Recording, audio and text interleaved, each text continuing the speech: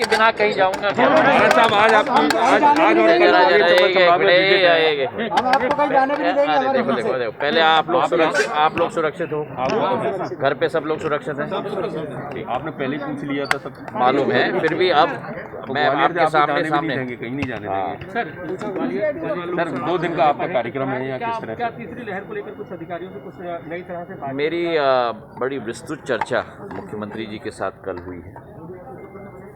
पहले तो मध्य प्रदेश सरकार को मैं अपने तहे दिल से, मुख्यमंत्री को, सारे हमारे मंत्रियों को, हमारे विधायकों को, प्रदेश के भाजपा के कार्यकर्ताओं को और प्रदेश की जनता को और मीडिया को भी मैं तहे दिल से धन्यवाद अर्पित करना चाहता हूं कि इस विकट परिस्थितियों में जो दूसरी लहर आई उसमें जिस तरीके से सावधानी बरती गई सभी के द्वारा और ख़ास करके आप लोगों के द्वारा, जो आप लोगों ने प्रचारित भी किया, और इस वातावरण में हमारे कोविड वॉरियर्स और आपने जिस तरीके से जनसेवा भी निभाया है, मैं आपको तहे दिल से धन्यवाद अर्पित करना चाहता हूँ। अभी दूसरे वेव पर हम लोग ने काबू पाया है, लेकिन अभी भी जंग जारी है। ये हम ना सोचें कि जंग समाप्त हुआ है। अभी भी हम लोगों को सावधानी बरतनी होगी, अभी भी हम लोगों को तीसरी वेव की तैयारी करनी होगी और इसका एक ही हल है अंत में, और वो हल है टीकाकरण। तो मैं आपसे भी निवेदन करना चाहता हूँ कि इतने चैनल्स यहाँ आए हैं, आपके चैनल्स के द्वारा भी टीकाकरण का उत्साहवर्धन करें, सभी को एक ऊर्जा प्रदान करें कि टीका ही एकमात्र अस्त्र है और शस्त्र है इस वायरस के विरुद्ध। बड़ी विस्तृत चर्चा कोविड पे भी हमारी हुई है और कल का कार्यक्रम भी है जहां 5 या 6 एम्बुलेंस मैं अपने तरफ से भी दे रहा हूं सारे जिलों को। ये फुल्ली इक्विप्ड एम्बुलेंसेस होंगी, जिस कार्यक्रम में आप लोग भी आमंत्रित हैं। उसी के साथ कई जिलों में ऑक्सीजन प्लांट्स भी लग रहे हैं। तो चाहे मैं हूं, चाहे नरेंद्र सिंह जी हों, चाहे शिवराज सिंह जी हों, हम सब अपने अपने स्तर पर कोशिश कर रहे हैं कि जो भी तैयारियां तीसरी वेव के लिए भी हमें करनी होगी, संयुक्त रूप से हम लोग मिलकर कर रहे हैं। और इसमें मैं ये एक ज़रूर बात कहना चाहता हूँ कि इसमें राजनीति हमें नहीं लानी चाहिए। कांग्रेस हो, बीजेपी हो, किसी भी दल का व्यक्ति हो, ये जनता की एक लड़ाई है, विश्व की एक लड़ाई है, और ये विश्व की लड़ाई में हम लोगों को एक साथ होना चाहिए। देखिए, मैंने आपके सब बंधुओं से मैंने भोपाल में इस पर विस्तृत चर्चा की है।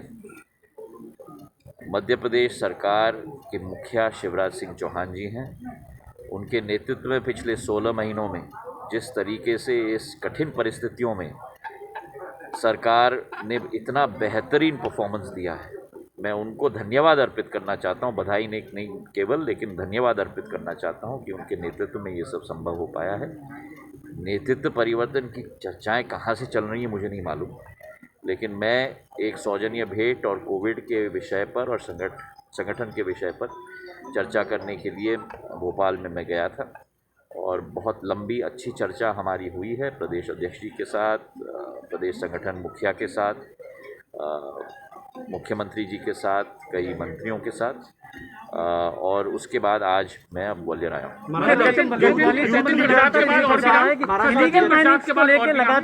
चार लोग ने बोले के बाद और भी नाम बीजेपी में। अब मुझे सचिन पायलट नहीं देखिए, जितिन प्रसाद जी के बारे में मैंने बहुत कुछ कल कहा है भोपाल में।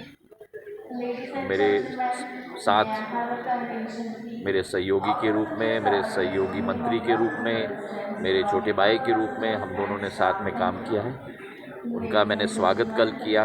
मुझे बड़ी खुशी हुई कि एक पारिवारिक संबंध उनके साथ था ही, लेकिन एक राजनीतिक संबंध भी उनके साथ अब दोबारा जुड़ चुका है। एक ऐसे दल में उन्होंने प्रवेश किया है जिसके मुखिया प्रधानमंत्री नरेंद्र मोदी ने भारत की ध्वज को एक नया यश और कीर्तिमान विश्व स्तर पर दिलवाया है। हमारे राष्ट्रीय अध्यक्ष नड्डा जी, गृह मंत्री अमित शाह जी के नेतृत्व में पूरी पार्टी एक साथ मिलकर अग्रसर हो रही है देश के विकास और प्रगति के लिए, और मुझे विश्वास है कि जितिन प्रसाद जी का भी बहुत बड़ा योगदान रहेगा।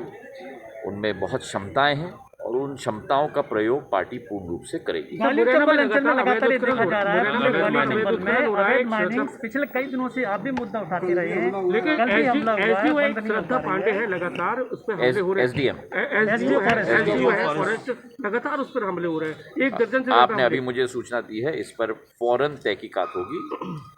ज़रूरत है तो मैं मुख्यमंत्री जी से भी बात करूंगा, प्रशासन से भी बात करूंगा।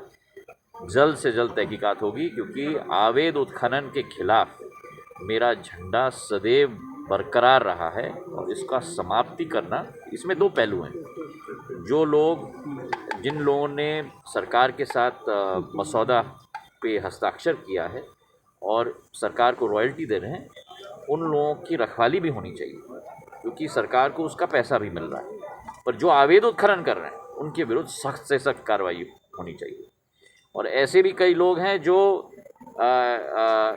एक अग्रीमेंट के तहत सरकार के साथ उसके पहल में कभी कभी अवैध भी हो जाता है, उस पर भी सख्त निगरानी होनी चाहिए। महाराज साहब, एक मेरा सवाल है छोटा। ग्वालियर में जितने नर्सिंग कॉलेज थे वो बड़े अवैध साबित हुए, कहीं कोई व्यवस्था नहीं मिली। स्वास्थ्य विभाग ने उसको फिर परमिशन दे दी और नर्सिंग कॉलेज चल रहे हैं। उन पर अगर व्यवस्था होती तो ये स्थिति नहीं आती ग्वालियर में। जरा आप मुझे लिखित रूप में दे दें, मैं फौरन आप जानकारी ले सकते हैं। नहीं, आप दे दीजिए ना मुझे।